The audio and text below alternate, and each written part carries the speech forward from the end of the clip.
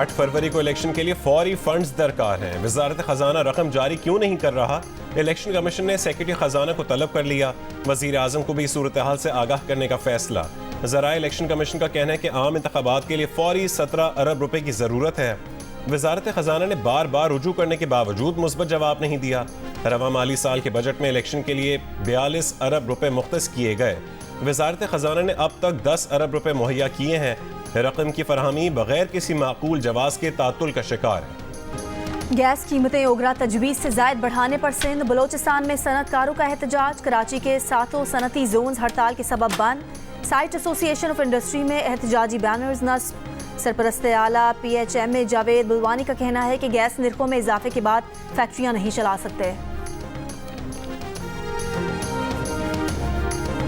Pakistan stock exchange का 100 index पहली बार 62,000 points की सतह अबूर कर गया।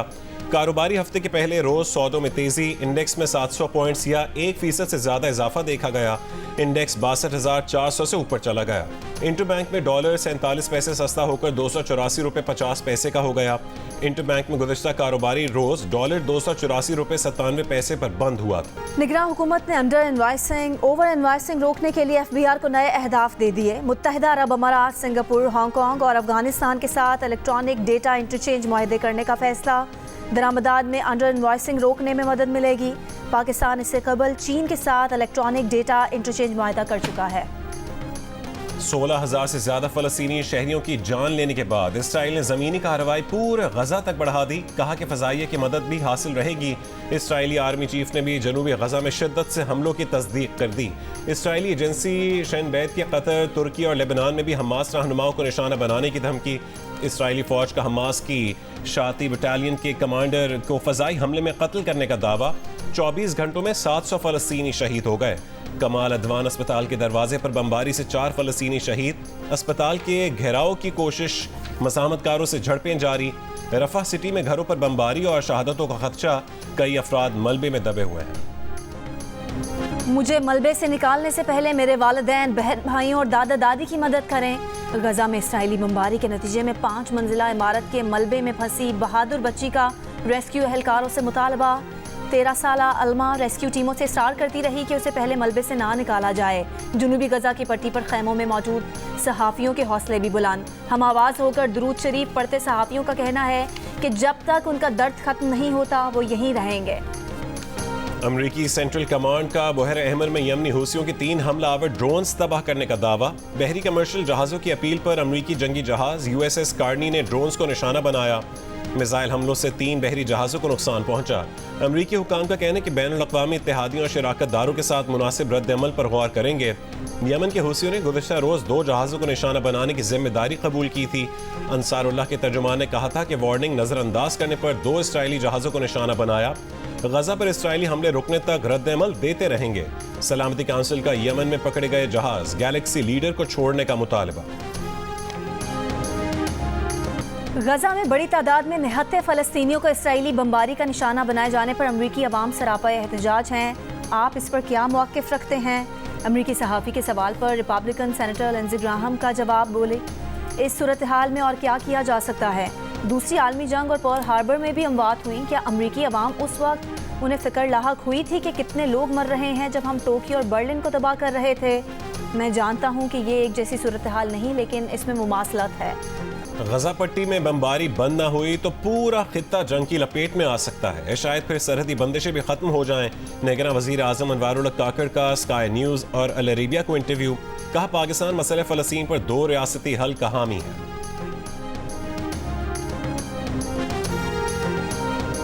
सियासी और जज्बाती बयानात से नहीं, पॉलिसी इक़दामात से मईशत बहाल होगी। अवाम इंतखाबात में वाज़ेह अक्सरियत दें ताकि महंगाई से निजात मिले। साबिक़ वज़ीर आज़म और मुस्लिम लीग नून के सदर शहबाज शरीफ का अवाम के नाम पैगाम। कहा कि इंतखाबात में कामयाबी मिली तो नवाज शरीफ की क़यादत में कौमी तरक्की के माशी मंशूर पर अमल करेंगे, रोज़गार मुहैया करेंगे और गुर्बत का खात्मा करेंगे। नौजवानों को IT के शोबे की तरक्की का महवर बनाएंगे। किसान, मजदूर, मेहनतकश, दिहाड़ीदार, बेवा, यतीम और कमज़ोर तबक़ात के मसाइल हल करेंगे। माशरे को नफ़रत, गालम गलोच के कल्चर से पाक करेंगे।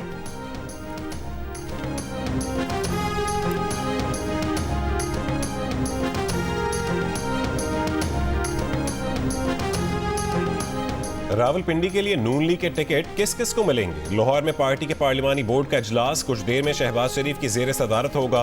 पार्टी कायद नवाज शरीफ भी शरीक होंगे। लीगी क़यादत मरकजी सेक्रेटेरिएट पहुंच गई। रहनुमा नून लीग मरियम औरंगजेब ने बताया कि पार्लिमानी बोर्ड रावलपिंडी डिस्ट्रिक्ट से पार्टी के लिए मौजूद उम्मीदवारों का इंतखाब करेगा। कोऑर्डिनेशन कमेटी की सिफारिशात जेर गौर आएंगी।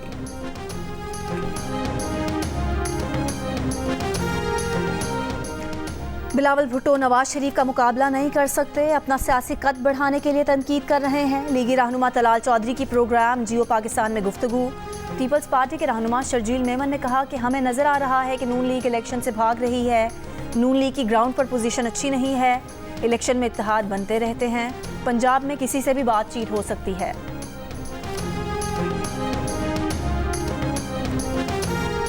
चेयरमैन नैब ने कहा है कि नैब बिजनेस कम्युनिटी की मुहाफिज होगी, तंग नहीं करेगी।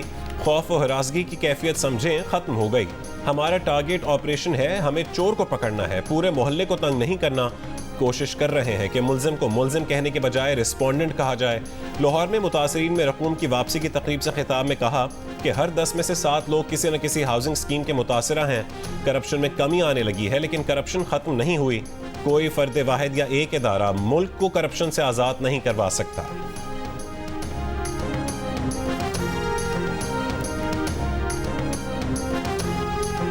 साबिक चेयरमैन पीटीआई और शाह महमूद कुरैशी के खिलाफ साइफर केस की समाअत आज होगी।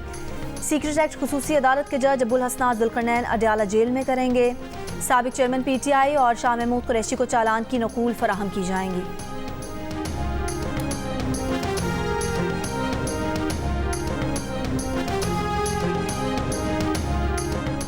एमक्यूएम पाकिस्तान का वफ्द आज इस्लामाबाद में chief election commissioner Sikandar Sultan Raja से मुलाकात करेगा।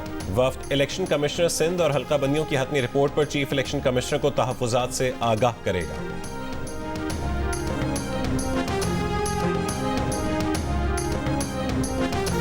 लाहौर की फ़ज़ा फिर इंतहाई आलूदा, सेहत के लिए इंतहाई नुकसानदेह। दुनिया के आलूदा तरीन शहरों में लाहौर सरे फहरिस्त। पार्टिकुलेट मैटर की तादाद 412 तक जा पहुंची। गुजरावाला, फैसलाबाद और मुल्तान में भी फ़ज़ाई आलूदगी। कराची का आलूदा शहरों की फहरिस्त में तीसरा नंबर। फ़ज़ा इंतहाई मुज़र सेहत। भारतीय दारकूमत दिल्ली का आलूदा शहरों में दूसरा नंबर।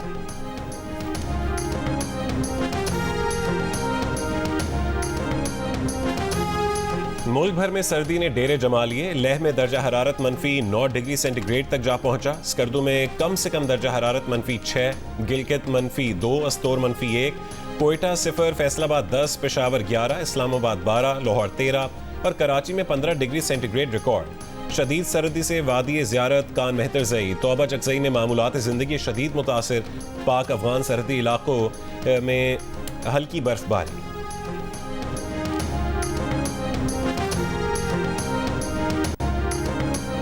कनकोट में इंडस हाईवे पर ट्रक और वैन की टक्कर से 5 अफराद जाम भाग, 9 जख्मी हो गए। कैडेट्स कॉलेज के मकाम पर हादसा धुंध के बायस पेश आया। कोयटा में फायर ब्रिगेड्स और कचरा उठाने वाली गाड़ियों को ईंधन की फरहमी का मसला बरकरार। शहर में फायर ब्रिगेड सर्विस और कचरा उठाने का अमल मुअत्तल। मुख्तलिफ इलाकों में कचरे के ढेर लग गए। वाजिबात की अदम अदायगी पर पंप्स मालिकान ने मेट्रोपॉलिटन कॉरपोरेशन को ईंधन की फरहमी बंद कर दी।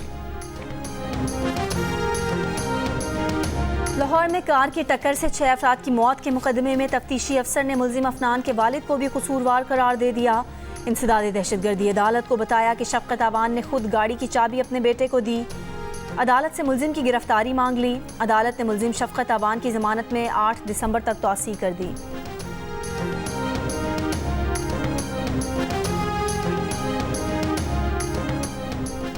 कराची के इलाकों मलीर और स्टील टाउन में शॉर्ट टर्म अगवा में मुलविस 2 पुलिस एहलकारों समेत 3 मुल्जिमान गिरफ्तार। SSP मलीर के मुताबिक गिरफ्तार एहलकार रफीक गार्डन हेडक्वार्टर्स और यूनस कलाकोट थाने में तैनात है। तीसरा मुल्जिम इनका इन्फॉर्मर है। मुल्जिमान ने मगवी के अहलखाना से 19 लाख रुपए वसूल किए।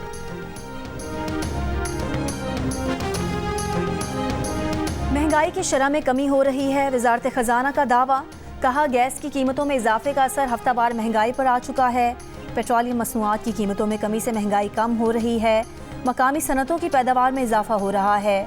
दिसंबर में महंगाई की शरह 25.5 से 26.5% तक रह सकती है। जुलाई से अक्टूबर तक तरसीलात ज़र में 13.3% कमी हुई। बरामदात में 1.1% इजाफा हुआ। FBR की टैक्स वसूलियों में 27.9% इजाफा हुआ। इदारे शुमारियात के मुताबिक नवंबर में महंगाई में 2.7% इजाफा हुआ। न्यूयॉर्क में चाकू से हमलों में 2 बच्चों समेत 4 अफराद को कत्ल कर दिया गया। हमलावर ने मौके पर पहुंचने वाले 2 सिक्योरिटी अफसरों को भी जख्मी किया, खुद भी जवाबी फायरिंग से मारा गया।